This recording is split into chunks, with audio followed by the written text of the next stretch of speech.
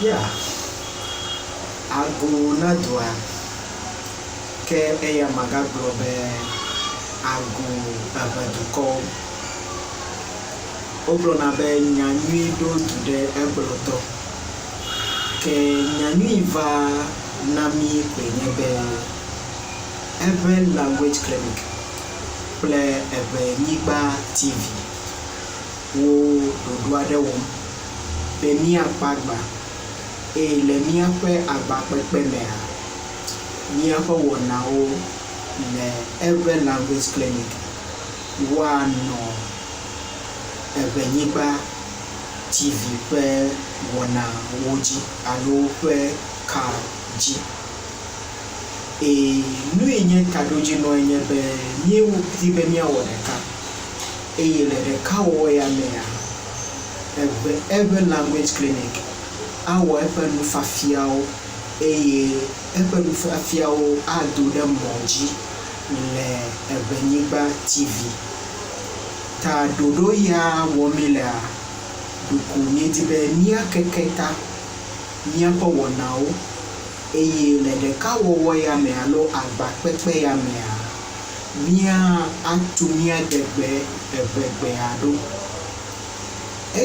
wona ya pe emejuturu je gomea mia apa elveo language clinic Kpe EwenyigbaTV mi ponu le moji mi ko be nukawe anye ihe akpere mi an be wona ya Kpe Agba Kpe a na yengo ke dodoawe nye be language clinic Kpe wona o wano EwenyigbaTV ji le kosira gbewo le fie paji nenye be ele Ghana lo ele Togo lo ele Benin lo alo ele Nigeria alo ablochipa pasi akpa imelea ne reyi madua atun ase language clinic Kpe wona o le yame fisia fi nele atumwasi nenema ke language clinic Kpe video ano EwenyigbaTV Kpe wona o me nenema ke mi ohamia language clinic elobe yako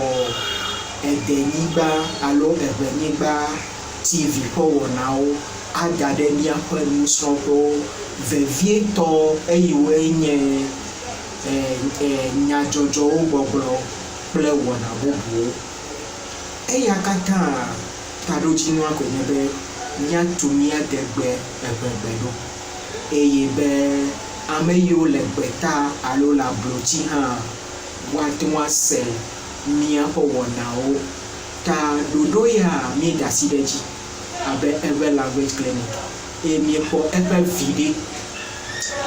video amanye na language clinic dedeko kake anye vide gana okata la pe plegbe le miapo wona o mele language clinic nde kamie kwenye be nia novi yo le beta yo la blochi yo la Africa pe ablochio le Europe ablochio le America ablochio le Asia pe ablochiwa wo njeje gede pom le language clinic Kpe wona o tamia o mi gejesi ye mi daside jibe nenye be nu wona ya ado EwenyigbaTV Kpe wona o mea ke awo be mia novi gede o ha wato apo vide gan le mia Kpe wona wo me ke hafi wona de siade na yengo aje fiato aje gato a ke nukae hia no hia nyebe mi ameyo tibe yewa demegbe na mi Kpe wona wo le EwenyigbaTV Kpe wɔnawo dzi alo ƒe yavalãwo dzi alo nukpɔmɔ dzia woate ŋu ade megbe na míaƒe wɔnawo. Madidiwo míatsɔ míaƒe kaƒomɔ alo eye dzi míate ŋu wɔ míaƒe xɔsaƒo le ada ɖe mɔ dzi eye nenye be edi be yeade megbe na Eʋe language clinic ƒe wɔnawo le Eʋenyigba clinic EwenyigbaTV dzia ate ŋu awɔe bɔbɔe eye mía akpe ɖe ŋu be ate ŋu ado boblo wɔnawo alo nenye be enane dzra. Nu ɖeka míagblɔ nye be ame aɖewo abu be ne yewo do boblo yewo ƒe wɔnawo le Eʋe language clinic kple EwenyigbaTV dzi ɖe ame nenie le afi ma ate ŋu ase yewo ƒe boblododo alo advert abe ale yewo gblɔnɛ le English gbe me.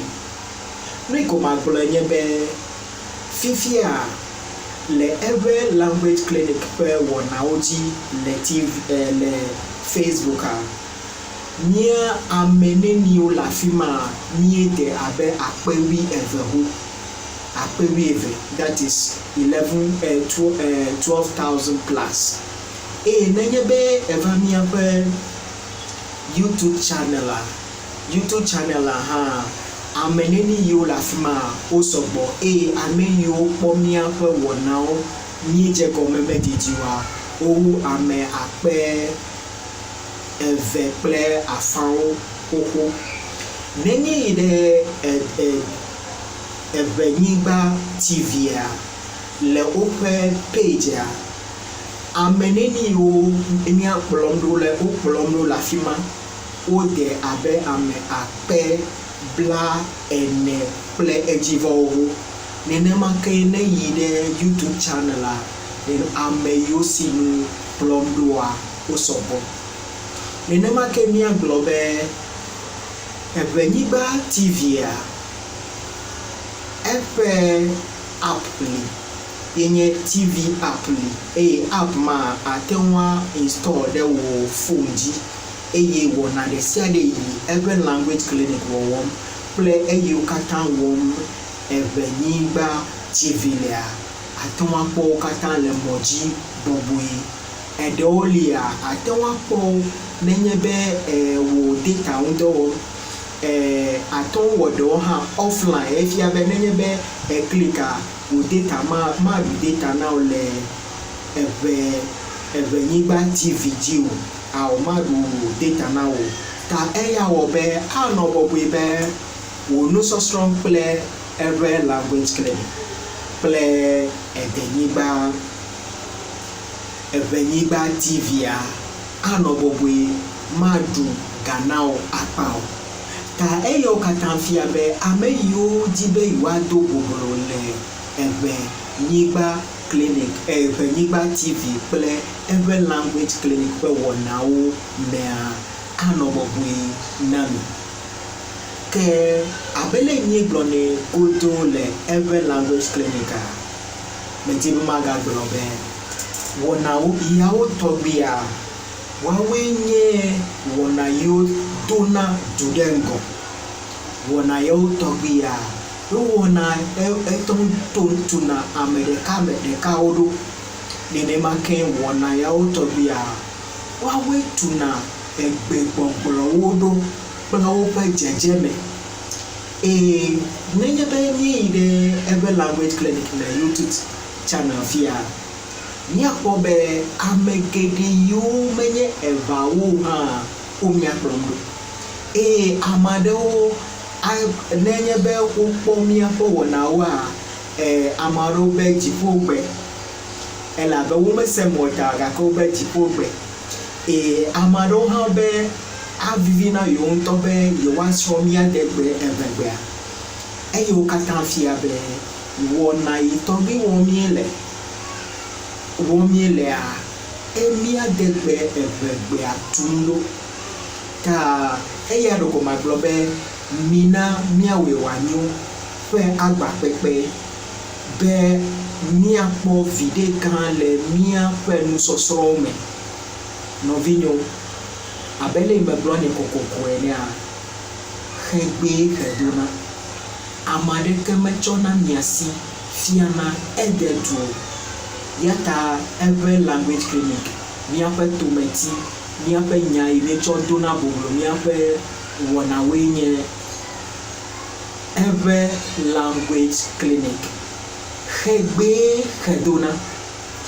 Ke eʋe language clinic kple EʋenyigbaTV míaƒe tometi eye mikɔ boblo dom míaƒe wɔnawoe nye eʋe language clinic kple EʋenyigbaTV edeʋe gabledzi. Meka ɖe dzi be miakpe ɖe mía ŋu be míadegbe eʋegbea abe akpa eve ene. Eʋe language clinic EʋenyigbaTV míawɔe wòanyo, míatu nuwo ɖo be míadegbe eʋegbea wòakpɔ ŋgɔgbe yiyi. Míeka ɖe dzi be miakpe ɖe mía ŋu eye miatu mí ɖo alo atutu mí be míayi dzi. Eye nenye be míaƒe wɔnawo dzi yima, ewɔ be míaɖe tɔ eveawo le Ghana, le Togo, le Benin, le Nigeria kple ablotsiduwo katã mea, wo katã woakpɔ viɖe gã aɖe le míaƒe nusɔsrɔ̃ me eye míaɖo ŋku ŋuti na mía nɔewo. Ke hafi mawo nɔa, eye wònye nusɔsrɔ̃ wònyea, medi be matsɔ nusɔsrɔ̃ vi aɖe ko ada ɖe mía gbɔ eye be to eya mea mianya be nu yiwo gbɔna wo ɖi abɔ tsɔ wo enyi. Ya ta nu yi me made ɖe mía gbɔ nye eʋe me míaƒe ɣletiwo ƒe ŋkɔwo ma agblẽ le hadzidzi me abe le me de ɖe mɔ dzi le eʋe language clinic va yi. Ke mise míaɖe eʋe ƒe ɣletiwo dzo ve dzo dze tedo he afɔfie dame masa siam lɔm da siami me anyɔnyɔ kele adema kpɔhe tso me wave siam lɔm da siami me anyɔnyɔ kele adema kpɔhe tso me wave. Ya eya ɖeko matsɔe aƒo detsi na mi. Ke le míaƒe nusɔsrɔ̃ mea, míava kpɔ ale yi mía eʋeawo, mía tɔgbuiwo, nu yi ta wona ŋkɔ ɣletiawo nenema abe le me gblẽ le hadzidzi me alo me dzia, míase wo.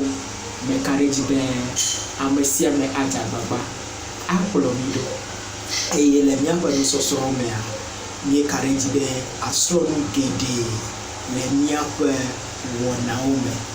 Megaŋlɔe be o. Le eʋe language clinic nye be xegbe xedona eye le eʋe language clinic kple EʋenyigbaTV ƒe wɔnawo mea, míaƒe nyakpe nye be míadegbe eʋegbea ede ablotsi. Akpe na wo be eɖo to mi. Míeka ɖe be ama míaƒe wɔna ya na ame geɖewo eye woawo hã woakpɔ gome le me eye woade megbe na míaƒe wɔnawo. Akpe na mi katã.